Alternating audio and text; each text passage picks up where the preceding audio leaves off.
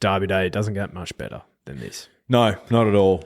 The fields are phenomenal. And, we were talking about maybe it's been impacted by the Spring Carnival scheduling, but I tell you what, I am so keen to play with you and the gents this weekend. I tell you what, the Neds app will be getting whacked responsibly this weekend. Tell you that much for free. Already has. On my profile and during the midweeks. Oh, yeah. It's been an absolute fill up of late. And, when we do it responsibly, but when we do it as well, you can check out our profiles to follow us in. Now, we've been building it up to Derby Day. It's our favourite day of the year. So jump on your Neds app, follow us on our profiles, and hopefully we get a few home. But what are you really gambling with? For free and confidential support, visit gamblinghelponline.org.au. I need to ask you a question. Be curious, Drifters. Mr. Brightside spins the bob and wins again. Zardozi wins the Oaks for Jmac. The photo finish. Mr. Brightside or Romantic Warrior. The mare's going. Great guns. Fangirl. Look at her go. Fangirl. Imperatrice has got her. And raced on by Imperatrice by a length. Overpass.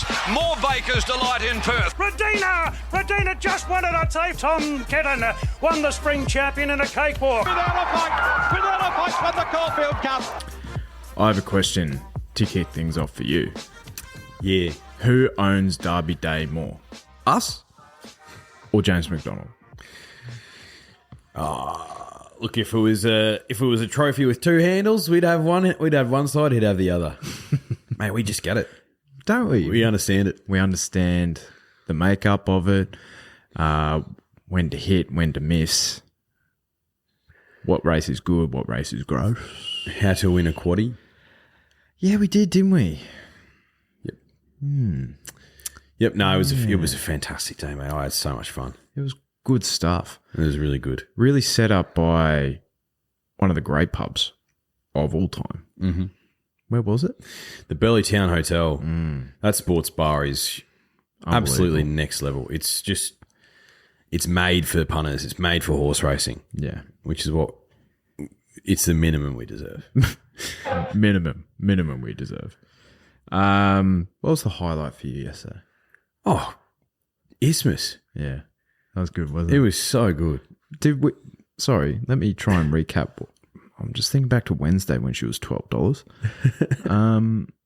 Did we say that we own that race? We own that race. I don't think we've ever lost it. I don't think we've ever lost that race. No. I think we were both keen on it, weren't we? Sure were. At 12s, and she started around 7s, huh? The market knew. Wow. So did we. Wow. So did we. She just put him to the sword. The daughter of Shoals. Those silks. Blakey Bill.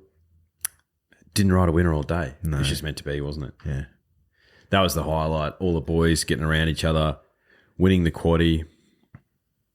That felt really good. I agree with you. Lachlan Tognella, Isthmus, just like her mummy, good tree, and she pisses in. She does. Good boy, Lockie. Yeah. Well said. Yeah. Just like Mummy Shoals. Yeah. Should we just go race by race? Yeah, let's do it. Let's do that. Carbide Club. Eliana, I reckon we mentioned her name on that podcast on Wednesday. Absolutely, we did. She absolutely brained him. She was sensational. What did we say about Chris Waller in this race? Mate, he just targets it every year. So there was, looking at the data, right? So in the circle races, there was only one horse to be in the leading pack to actually go on and win. So Eliana, that's at the 400 meters. So Gold Rush Guru was one of those, and then there was two actually. Gold Rush Guru and Treasure the Moment. Now that wakeful was again farcically run, but we'll get into that. But it was definitely an advantage to be having cover in the circle, like we suggested. Said it would be hard to lead in the circles, and go on to win. So, and we'll get to it in our Melbourne Cup runner by runner preview. Might be reversed. There's a bit of a southerly coming on for Tuesday. So, but Eliana came from last, went whoosh gut bang, 3.5 length victory. Jmac on the board, Chris Waller. Yeah, it's just a tried and true method, isn't it? The daughter of Castelvecchio, which you love to see. Remember that a little filly called Fangirl won this race a few years ago, and she sort of announced herself as a genuine horse. I think Aliana's a black type horse. Evidently she already is, but I think she's one who can, in the autumn, feature in those Group 1 fillies races. Yeah. I think she just had the class, and at 550 she was easily and the around the grounds bet for us. Easily. So well done to Isaac Davis of Corbo and Corn Cob fame. Just started us off with a bang. There was absolutely no pressure on him. We said to him, mate, there's no pressure. None. But he delivered anyway. Victim put in Feroche, but that wasn't with any confidence. It was just like, I just can't really get this thing beat. Some people had it as their best of the day. I couldn't believe that. I was very keen to take him on. Yeah. And I said as much. And he ran fine into third, but he also had the run of the race. He did. He should have been winning from there. But yeah, I'm always keen to take on the Guineas form a little bit in the Carbine Club. It just stinks of a little bit of an afterthought, which I've banged on about in the past on this podcast. But Aliana, that Sydney filly on the rise, I think she's got bigger fish to fry. Yep. Now, the Vanity, Zaitung, we did not mention her name on the podcast just because she can run on a bit. She can run on a bit. And it was also her 6th run of the preparation for me, where I look at that and I'm happy to let it go. Yeah, absolutely. And we were talking about this. We didn't realise at the time when we were recording on a Wednesday afternoon. But there was also a race. There's also going to be a race on Cup Day, the Amanda Elliott, which is for the 3-year-old fillies as well. So there's like 5 or 6 who are scratched from that race now, heading into that race on Tuesday. The one I was keen on at big odds, Chewing Gum. She was about 13s for that race on the weekend. She's 11s for that race on Tuesday. The way the track was playing would have suited her better than what it's going to do on Tuesday. So I don't know if they pulled the right rein. But, once she came out, I just wasn't really keen on this race. Licky tongue. Didn't even give it any thought. Yeah, I thought Matisse was a sensational winning chance, and she loomed up like she would, and then she kind of had a bit of a think about it. But Zaitung probably got on her back and had the last crack. I was also keen on Kuranagi, but Jamie Carr said that she over-raced and was suffering from a respiratory condition. So she finished a long last. I can kind of forgive her for that, but to be honest, need to see it. Need to see it. So now, race 3 is the Rising Fast. We were both keen on Spacewalk here. You were more keen on Schwartz. Yep. But I think Spacewalk, I thought he had one of the best runs in the race. Yeah. I thought there was zero excuses for him. No excuses for Spacewalk. You did mention Mahaba, who went well at 16, 17 to 1. Yeah, I thought he, made the case that he's won second up before. We've seen him win second up at the Valley, beating Brave Mead, who was a very good sprinter, Varley. And at first up, he well exceeded his price, and then he franked the form Bellatrix Star, who franked the form again in the Coolmore. Yeah, so that's a hot race you can follow with confidence. Well done if you found Mahaba Drifters at a big price. I think I saw a few people kick up for Ray Magnurio and Charmstone as well. It was one of those races where there was about 5 really solid chances. You could make a case for a lot of things. Well done if you got through that. We did not. Yeah. But race 4, all right. Time for you to answer the critics here, because a few critics are going like, "Hey, brah, I thought you said Another Wheel was no good." Oh, it was no good at $2.60 or $2.70. Got out to $4. Got out to $4, which that's bettable. Well, yeah, evidently he won the race. Look, the writing was on the wall. Jamie goes back on. He finds some cover. Those silks for Cole McKenna. No, it was a very smart win. Flemington, like you said, is his track. Jimmy Starr ran on well. The Victim likes Mighty Ulysses after that last start. He just never really got going. I think maybe a softer deck would be more in his favour, Mighty Ulysses, and he drifted too. So, but when he's starting at $10 or $11, is what it is. But no, Another Wheel was a smartie. Yeah, I think whenever he gets to Flemington, he's a clear bet, because he was still held up. Well, he was held up to the 100, and he ran home the quickest last 200 of the meeting. Sheesh. So he has a serious turn of foot, and I think, as we kind of highlighted, he's better with some cover.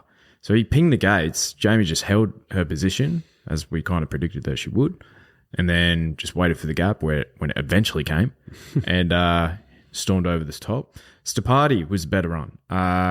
Pinged the gates and actually went forward again, which we did predict on this podcast as well. So good to see Stapati get somewhat back into form, but I think he still needs to improve. Now, the Wakeful. On racing.com sectional figures, I think this one, let me just get it up here. It was 12 lengths below standard. So they've obviously run home in a pretty decent clip, but they went out slow, went home slow, which assisted those on speed despite the wind. So Treasure of the Moment pretty much had the perfect run. Powers of Opal had her chance though. I think so.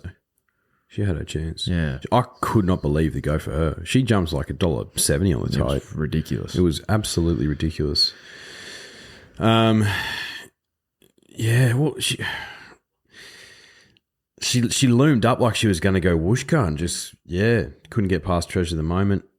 I know the Wakeful's typically the right form heading into an Oaks, but maybe what's the name of the filly who came out of the spring champion? The Harlem Queen for Nathan Doyle. Maybe an alternative form line might be better for this race. Well, this year. I don't know. Or maybe it's just going to be a poor rating Oaks. Yeah, because the Derby was pretty much on benchmark. Like, it was fine. It wasn't amazing. It wasn't bad. But, yeah, I think the staying features this year are just really difficult to kind of predict. So, my on-top selection, Hurry Curry, scratched at the gates for breaking Jamie Carr's nose. Far from ideal. But, she was drifting on the day anyway. So on the drift. Now, the Coolmore Stud Stakes. The first leg of the quadrella. Yeah. I might play you a little video. Remind me to cover. Actually, before we do that, I want to raise this photo with you, which we posted about Corey Brown's hairline. I completely forgot about that. Mate, just as a refresher, look at that. It's one of the worst I've seen. It's one of the worst I've seen. Now, the reactions from the drifters. Toby Prineus. Fucked. One word. Luke Om. O-M.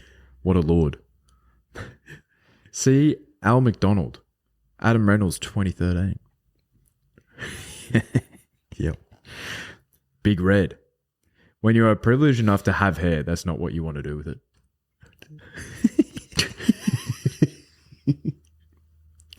That's funny. Corn cob corno. Squirrel emoji.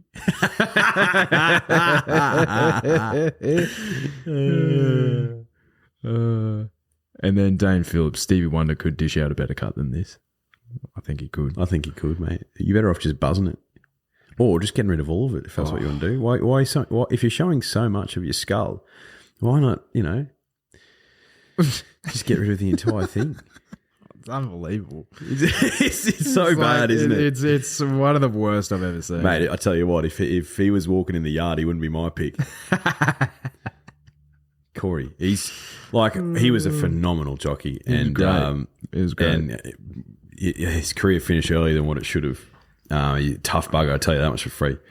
I don't know what he's doing with that haircut. And you don't look at the form guide and tip your pick of the yard out of that. No. That's not how it works, bro. No, it doesn't work like that, bruh.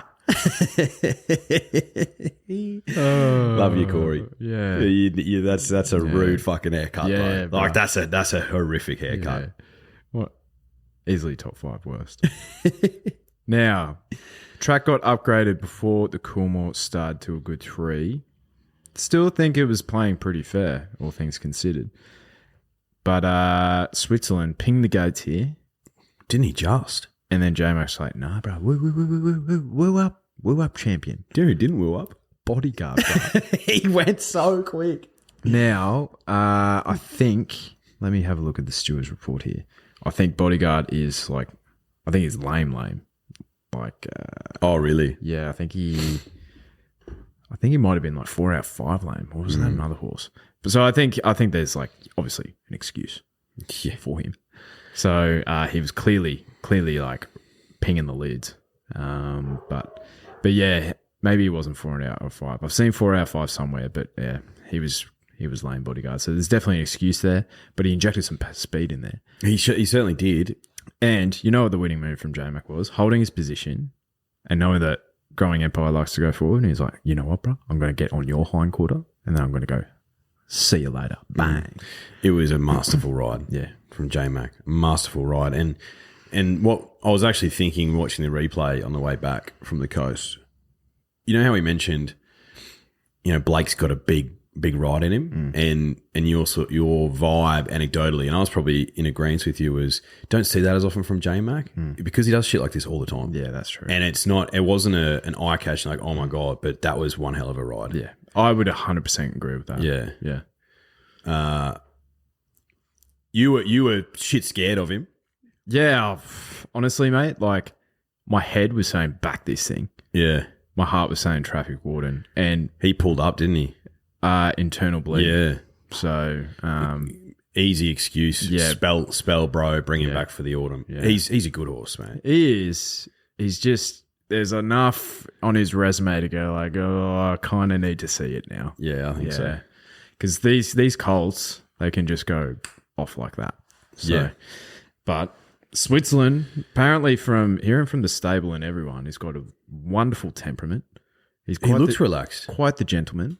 Don't know what happened to him first up, No. but a masterful training performance. Yeah. He goes awfully close to winning that Everest, I think. Well, he beat the horses that ran third and fourth in the Everest. Both ran third here in a dead heat. We nailed the first 4. We said there's 5 horses that can win this race, and they finished 1, 2, 3, 4, and Traffic Warden had clear excuses. So, did I have the trifecta on? Absolutely not. What to pay? Wouldn't have paid that much. No, I wouldn't have paid that much. $160. So, Yeah. whatever. But Move on with your life. yeah, it was a hell of a win. He's a smart colt. You'll see him down the straight in the autumn. Yeah. And the Drifters. How did they see the race? Traffic Warden was the most backed horse with 38%. Wow. Switzerland had 26%, and then Growing Empire. So everything else was sort of spec'd around that. But no, the Drifters nailed that one, I think. Growing Empire is an interesting one into the future, I think.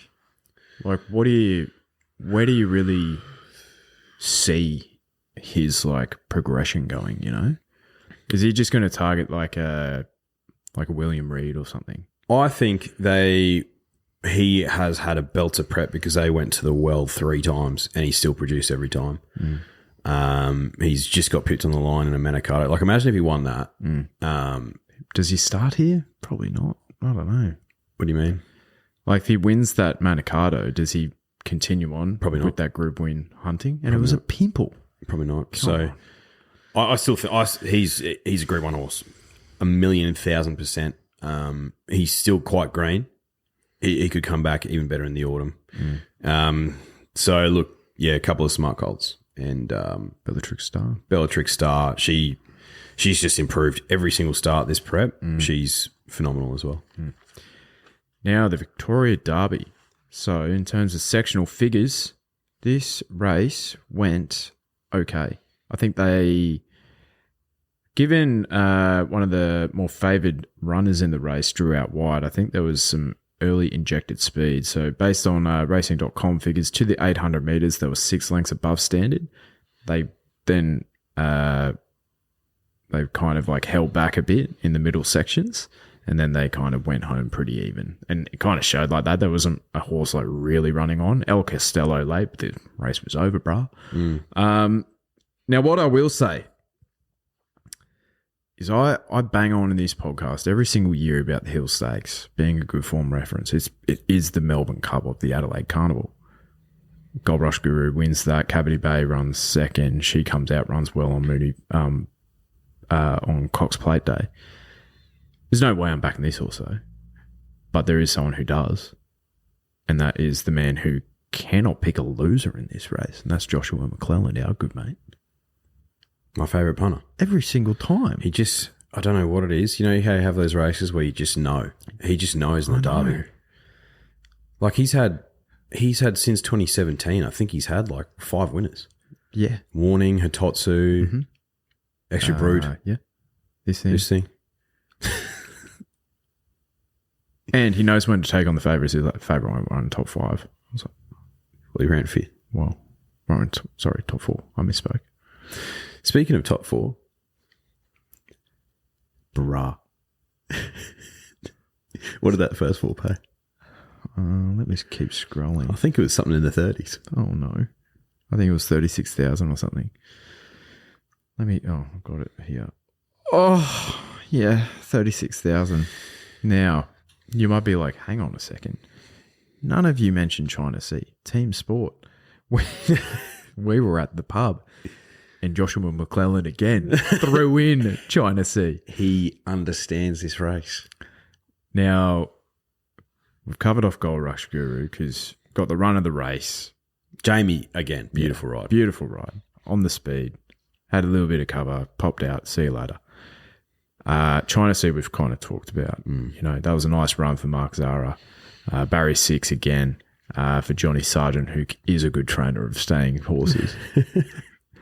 Now, I kicked up for Matty Kumani's King of Wall Street.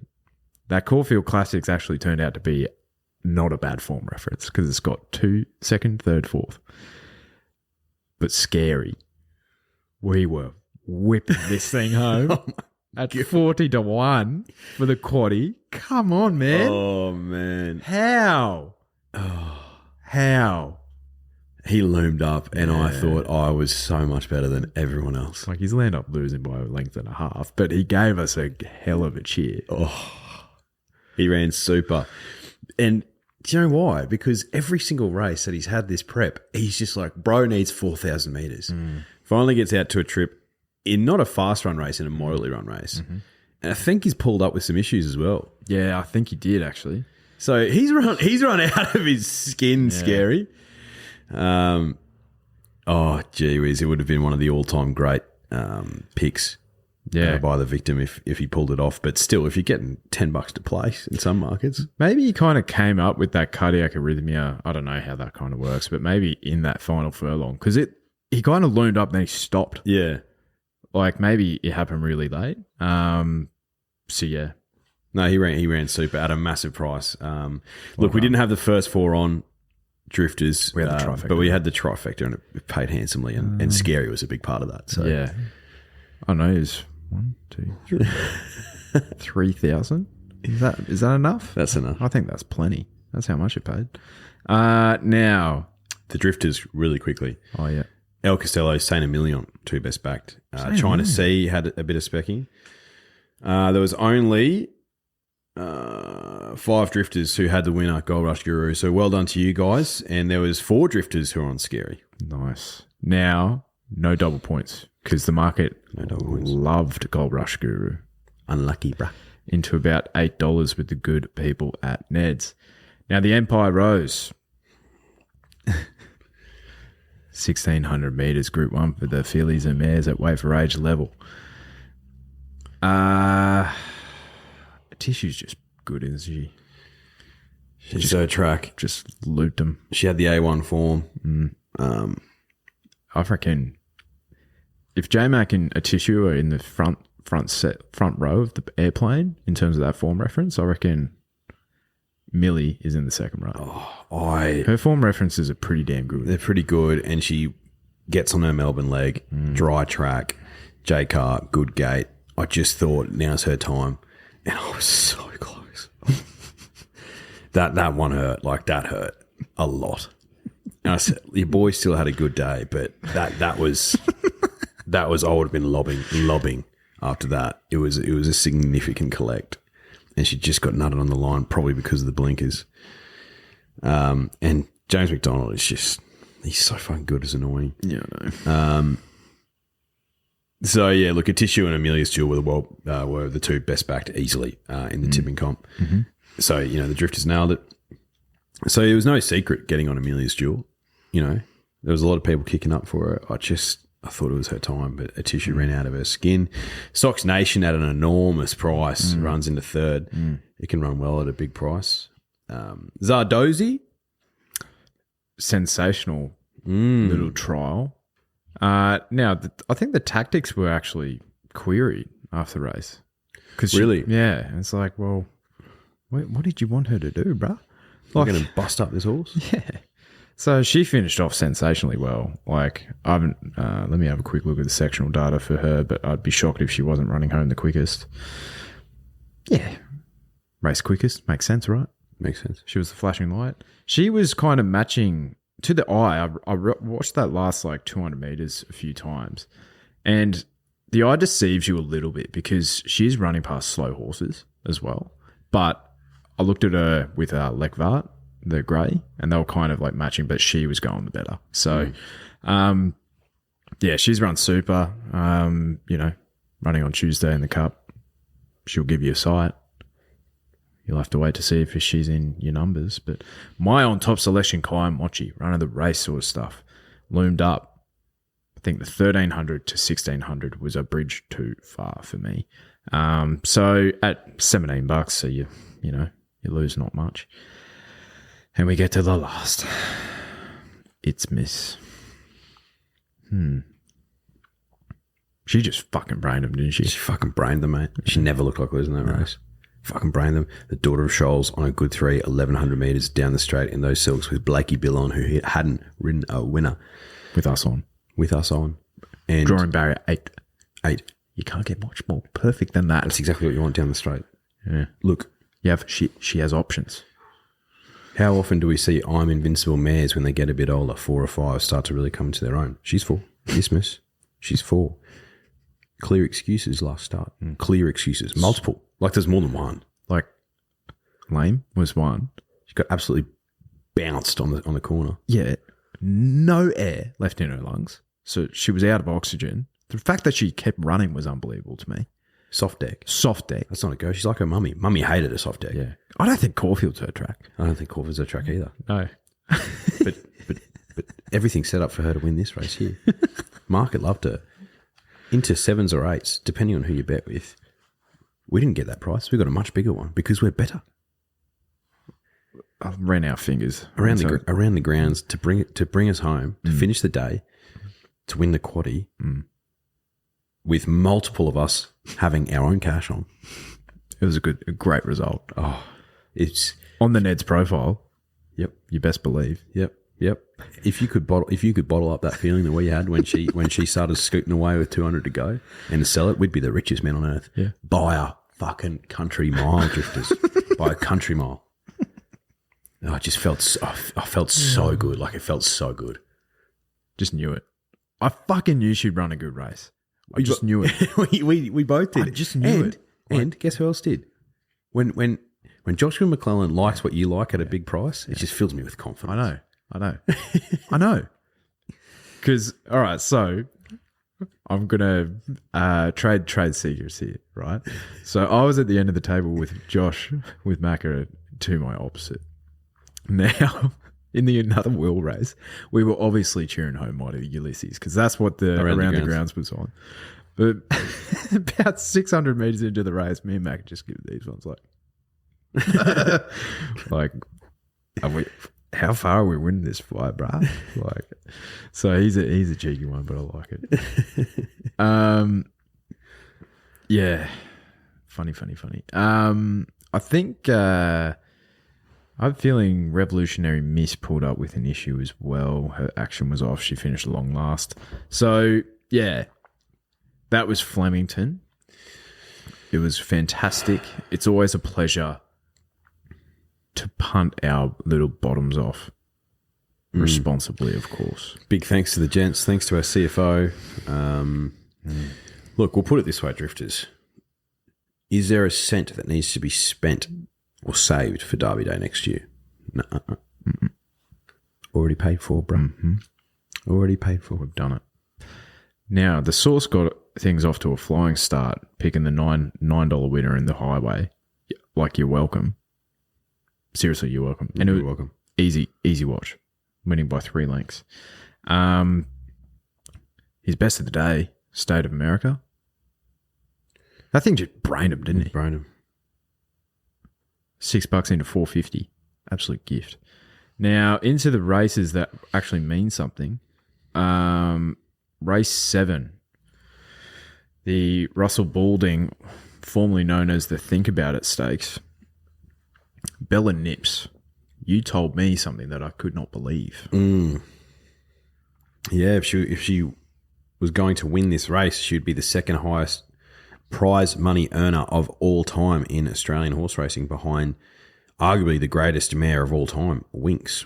Shout out to you, girl, who has about 26 milli. Bella did win this race. She got a bonus as well as the prize money. She's now up to $22.5 million. Bella Nipotina. If you told me 3 years ago that she would be in this position, I would have punted you off the Story Bridge and said, enjoy the rest of your life, brief as it may be, as you're falling down into the river below, bruh. So when you were talking about like the average collect for Bella Nips earlier in this season, how much was it? So I think when she won the Tiara, it was something like $250,000 on average every time you took it to the track you'd collect as the owner. That is now up to $392,000. That is wild. That is wild. Everest will do that, and a bonus and whatever this race was worth. Look, I've got nothing against Bella. She is an iron mare. She's gotten better with age. She's so consistent now.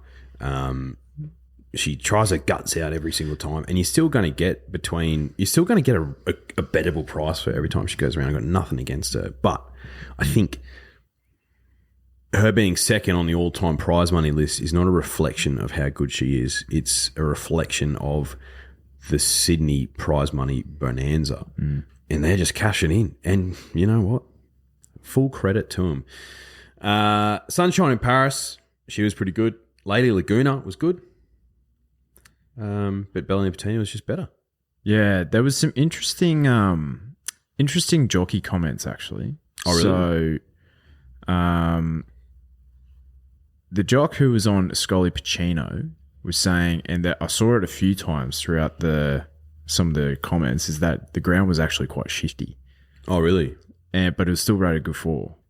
I think Sydney has that in it a little bit, where they don't actually have it as like the true representation of how the track's playing. Mm-hmm. So I think, and as punters, we want as much information as possible. Yeah, well, it's our God-given right. Exactly. Like, literally. Yeah. So, and it's hard for when like there's races every 2 minutes and you're at the bar, right? But like, I can check Twitter. I didn't see anything. No. So it's like, and it probably, if you know that heading into that race, because my thinking was if it was like a rock hard deck, which I was kind of expecting, and we did see a little bit of rain throughout the day, I think that improves Sunshine in Paris's chances and it diminishes Bella's slightly. We've said it on the podcast multiple times. Sunshine in Paris is a great mare. She's not at her best as soon as it's not a dry deck. She needs that to show her brilliance. She still ran super, I think, and Lady Laguna did too. You look at the rest of this race, and Jesus falls away for a $3 million race. After the top 5 or 6, falls away rapidly. Would not be surprised if they try and make this a Group 1 at some point. Be ridiculous. Racing New South Wales, but they will though. Yeah, nothing against Bella. Well done. That's unbelievable. Unbelievable. $22 million. 7-year-old mare by Pride of Dubai. Wowee.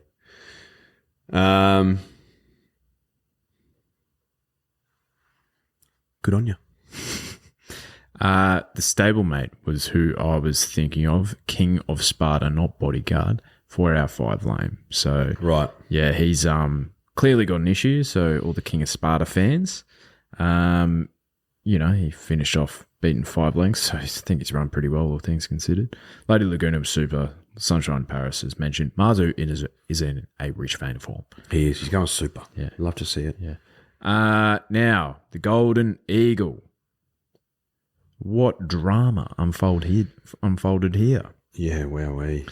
So, yeah, the short price favourite, Ascoli Pacino, unseen in this field. So she settled 13th at the 800, 14th at the 400, and finished 12th, beaten 4.5 lengths. Do you reckon that was the deck?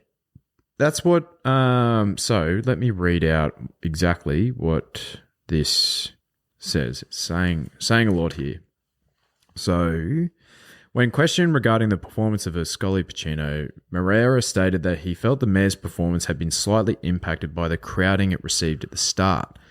He said that the mare nonetheless appeared to travel comfortably when trailing Jolly Star throughout the middle stages, and he was at a loss to explain the disappointing finishing effort.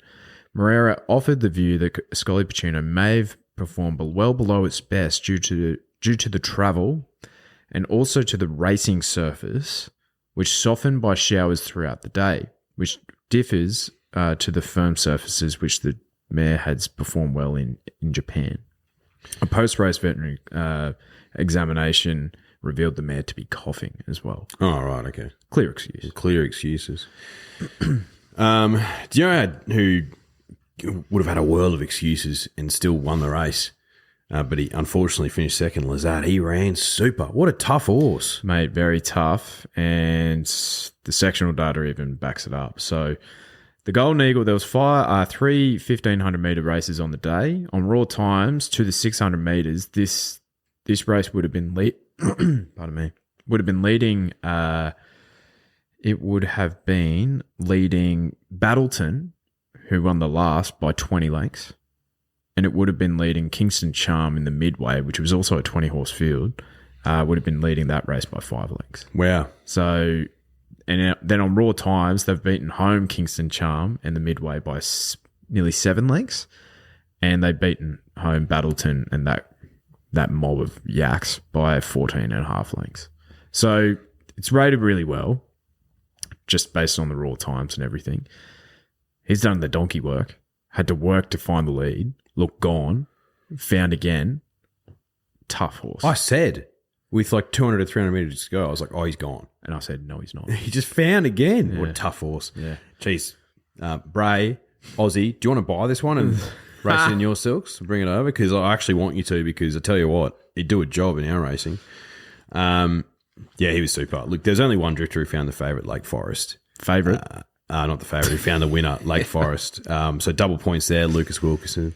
Well done, brother. So that's 6 points. He also had Switzerland and China Sea. So he's had a really good day, 10 points. Nice. So well done, mate. Wow. Lake Forest.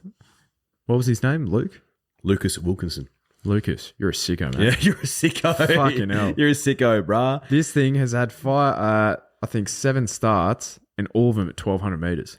That's sicko mode. We never would have found it. So well done, brother. Yeah. It was a spread, to be honest. In the Golden Eagle, there was like nearly 20% on Ascoli, 15, a bit more than 15% on Steffi. Kitty Cat Tom had 10%. So it was a bit of a spread. Lazat had 18% as well. So this might just be because the internationals dominated the market. And therefore that's where I was tossing up. Well, I was keen on the Japanese thing, Ascoli, and Lazat was my second pick. Wasn't excited about the Golden Eagle. Do you know what I mean? In general, yeah. Yeah, I didn't get that feeling yeah. that in previous years that I got from it. Did you? How did you feel about it? Yeah, I think so. I think it might be a consistent thing as more internationals targeted. Like last year, I probably felt the same as well. Yeah, I was definitely like, yeah, it's a bit meh, I guess. Yeah, I think that's a fair statement. It's just really hard to line up these form references, right? Yeah. And it's a bit like the Melbourne Cup as well, where it's just so many internationals now that you sort of like, there's no story. Whereas the Coolmore yesterday was phenomenal because we knew all those horses for, a good 12-month period almost. Switzerland went around in a Golden Slipper, Lady of Camelot. So, yeah, I wasn't really buzzing with the race, to be honest. Do you know what? Do you think a horse will ever win the Everest and then win a Golden Eagle? Like, they'd have to be an absolute freak, wouldn't they? Yeah, well, if Jolly Star was the best credentialed, I think she's finished like 6th or 7th in both. Yeah. Like, I doubt it. That'd just be insanity, wouldn't it? Yeah. Never say never. No, you never say never. Kitty Cat Tom ran super. Steffi Magnetica. Oh, Yeah. Yeah, what were your thoughts on the protest? we have to protest, but you finished 5th. Like, sorry, bruh. You pulled the wrong rein. But I think people who are on Steffi can feel a little bit dirty. I think so. Yeah. Yeah. You have the right to feel dirty. I Yeah. think. Lazat, second verse first. Frivolous. Like, he did come in, but But the race was over, bruh. he won by over half a length. Yeah. Like, I get it. For $10 million, I'm throwing in a protest as well. yeah. But, like, I think He deserved to win that race. yeah. He's by territories, which is interesting. Territories horses usually get out over further. Has he been over a mile before? Lazat? He's raced at the 1,500 meters 3 times before, I think. Okay. Yeah. Yeah. Yeah. So, Yeah, he's like the typical sprinter miler. yep. In France. Yep. So yeah, lots to unpack. I think there might have been, there was some questions from the drifters just going like, what were your thoughts on, Big Red, Steffi was robbed. But yeah, I think Steffi gets the gap, she wins, maybe. Maybe. I don't know, the winner was flying. Yeah. It's tough to say, but Steffi ran super. She's just a very good mare. Yeah. Like, and it's just crazy how horses can just like turn around their form. Because as an early season, like filly, she was terrible. Yeah. Just matured into her body. Yeah. I think the thing with Steffi is, though, you're going to have your heart in your mouth every time she goes around because of her racing style. So just be cognizant of that, I think, drifters. Yeah. Now, the Rosehill Gold Cup. This will be the last one that we cover. Faulkner Park, 2,000 metres. Got the run of the race. Put him to bed. 60 kilos. Yeah, but third up, I think he's now 4 from 4. So he's just a winning machine, as you said, as he gets into his prep. Yes. Yeah. Did I have a senton? No. Around the grounds, I had Saganti. But he was good. He was tough. It was good to see. Tough horse to place because clearly he doesn't like going on his Melbourne leg. I'd be inclined to give him one more crack down there, maybe his 4th or 5th run of the prep, just to see if it actually is the Melbourne leg or if he just needs a few to get him going. Be a Tancred horse, maybe? Yeah, Tancred. He won the. Do you think he's good enough? Q22, yeah. I reckon you just back up for a Q22 again. And then. Yeah, absolutely. You bring him back up to Brizzy. And but before that, keep him fresh towards a Tancred, yeah. Yep. Potentially even a Queen Elizabeth or a Ranvet. Yep. Like if you have the option of 2 over 2,000 metres at weight for age at Group 1 level, just go to the weak one. Absolutely.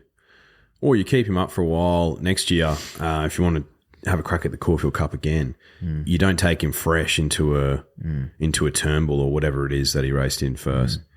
Get his confidence up. Yeah. Maybe bring him into a Caulfield Cup like 5th or 6th up. I don't know. I'm not a trainer. I've got no idea. You know who's backed in this race? Hinged. I don't understand. People are sickos, mate. I don't understand it. She hasn't won in like 30 starts. She's won once since Bray bought her from Toowoomba. It was a Group 1. But I don't understand why people keep backing her.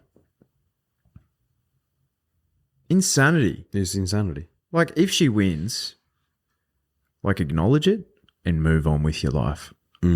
Don't go chasing waterfalls. Well said. All right. Now, let's quickly look ahead to not the Melbourne Cup market because we're going to have a separate podcast for that. But maybe let's have a look at the Oaks and the other Champions races for Champions Day. So the Oaks market with the good people at Ned's. 2,500 metres for the 3-year-old fillies. Powers of Opal is $3.50. Treasure the Moment at 4s. Harlem Queen, Pleasure Artist, and Two Done Discreet at 9s. Feminile, 11s. Inevitable Truth at 15s. Kill Care, Beach Girl, and Rag Queen at 17s. What do you do about your girl, Hurry Curry? Oh, no way. What? No. Can't do it. No way. If she was ready, she needed a 2,000 metre run. If she comes out and wins the Oaks, look, she's at like she would have to be 50-1, and I'd have $5 on. Yeah, glad to hear you say that. I know the Wakeful's the best form. I think Highland Queen might be the one for me. Just something a little bit different. Racing against the boys. Looks like a horse that'll enjoy getting out over further. And I'd rather take the 9 or so bucks. Because, yeah, Powers of Opal, I feel a bit burnt from that. And Treasure of the Moment, if they walked up front. And her bloodline's Treasure of the Moment. I think she's by Written Tycoon. Or maybe Alabama Express. I can't remember. Doesn't suggest that the extra distance of the Oaks. Because it finds out a lot of horses, doesn't it, that extra 500 metres? Well, we found out with her Schnitzel colt yesterday. Forgot about that, yes. Saint Emilion. So he is of all the Schnitzel progeny, and there is plenty. Schnitzel's impregnated a lot of mares. He's the one that has won out to the furthest distance. And that was 2,200 metres in the Geelong Classic. Yep. Now, that form was terrible. As it turned out, as I should have realised. But it just, for these staying contests, and it's such a good point, right, is I feel like there needs to be elements for the 3-year-old features at least. And I feel like stays can kind of like, I don't know, potentially like progress into it if they're harder and like older maybe. Yep. But like for the 3-year-olds, that progeny on both sides of the family, I think, is more important. Absolutely. Yeah. It actually means something. Yeah. So it's like, that's definitely something I've learned with out of the Derby. The other thing is, and I do this every year and I disregard it this year, I don't know why, is the horses they're in their second prep when they win these saying features.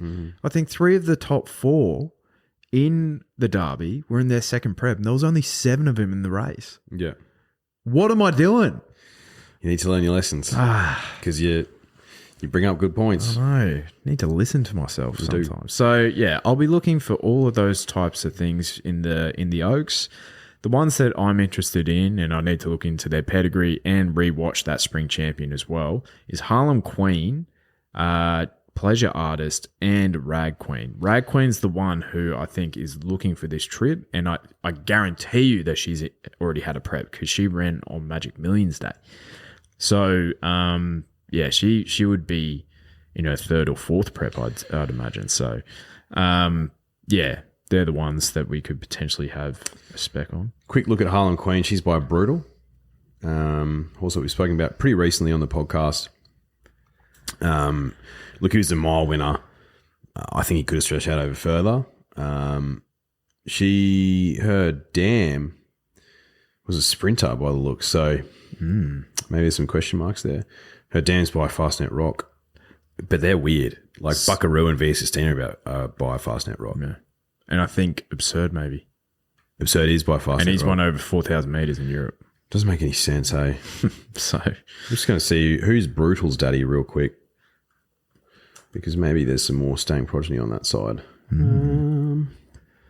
He's by O'Reilly. So, yeah, O'Reilly's could get out over further. Yeah, okay. Yeah. Makes sense. Just skips the generation, you know? Yeah, maybe it does. Now, let's go to Champions Day. The Champions Sprint, 9th of November. Giga Kick at 4:20. Overpass at 5s. Barraquil at 6s, huh? Bella Nipotina. It's almost like he's a Group 1 quality horse. Bella Nipotina and Estriella at 7s. Estriella at 7s. Give me a spell. Sunshine in Paris at 9s. Bellatrix Star at 11s. I'm Unstoppable at 15s with Jolly Star Magic Time. Interesting. Surely she's going back to a Rupert Clark though. Magic Time. Yeah. I think so. Yeah. That makes sense. Yeah. Because if she was here, $15, huh? And then Private Life is confirmed to go to this race. Stepping back from the Guineas, freshened up for this at $17. Fascinating. Right to Party Straight and Angel, the same price. Barraquil's my guy. I'm a believer. Yeah, I think if he improves off his last start, then we talk about the ratings on here, but we're not ratings guys massively. But they're interesting. He put out a rating in that Moonee Valley win that would have won the Everest.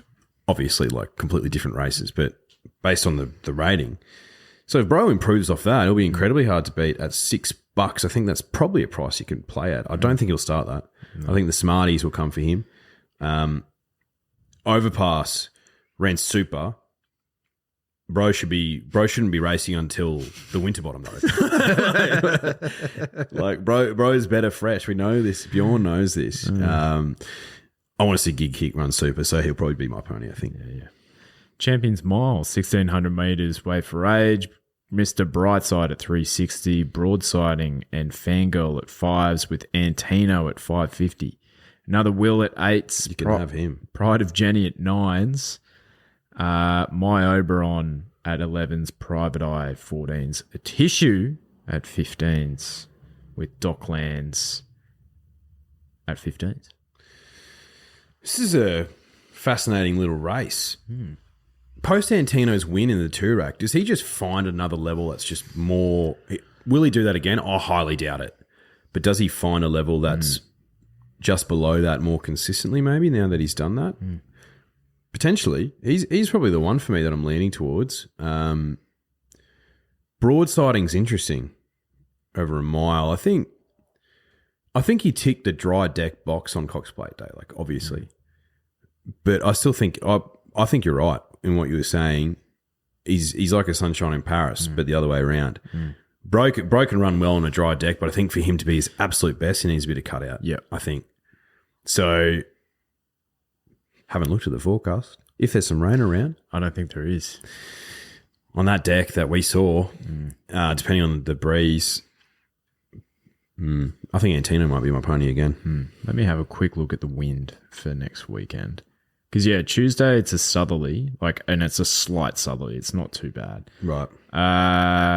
Southwesterly, 15 to 25, which is literally what it was on Derby Day and Champions Day last year. So Pride of Jenny at $9 without any prognosis to do the donkey work, she's going to be 4 or 5 lengths in front here. At $9. Good track. Back to Flemington where she races her best. I think that's a bet. That's a bet. People, if you can forgive her for one run, people jump off the train very quickly. Yeah, we stayed on the train last night. Yeah, we did.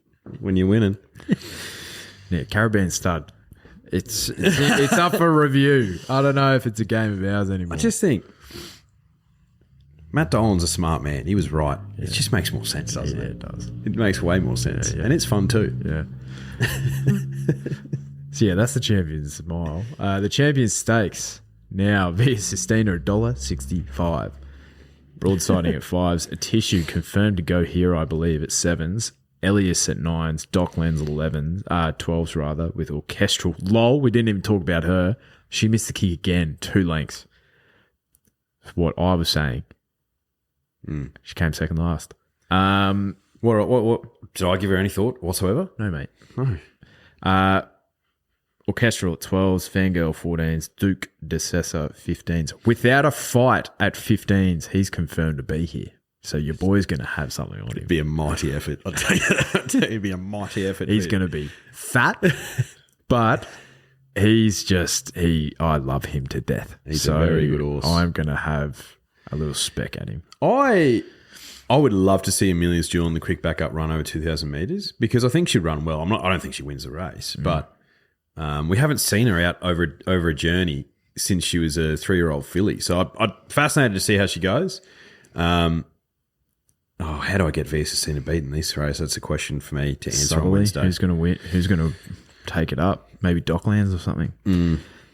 He ran pretty well in the Cox Plate, all things considered. He did. I think I've heard them confirm that they're going here instead of the mile. I think he's better suited the mile, personally. I think he'd be a better winning chance in that race. So maybe Elias will do the donkey work up front, potentially. But, stinks of afterthoughts, that thing. So, but yeah, what a day. Good stuff. Yeah, it was a phenomenal day. It's literally what dreams are made of.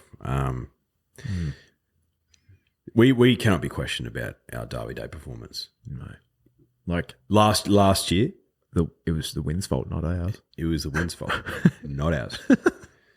And like, and full credit to the CFO because he saw the writing on the wall last year for our punters' day. He's like, we're like halving or quartering our stakes here. Yeah. It's like, this is fucked. And he was dead right. Yeah. And we were the beneficiaries this year. We had a hell of a good time. And I tell you what, like I said, if you could just bottle that feeling up, it's just so good. Yeah, the boys. Yeah, the boys. Yeah, the punt. Derby Day, still number 1 on the calendar. Thinned out a little bit and still number 1. I think Channel 7 was talking about Golden Eagle raining on their parade. The Golden Eagle Day raining on Derby Day parade. It's like, nah, bro. Grow up, Bruce. Yeah, come on. Yeah. Come on. I just said Golden Eagle. I was a bit like, I agree, yeah. Like for $10 million, it should get me a little bit horny, but it doesn't. Like I was a little bit. But was I like real horny like I was for the Everest? No way.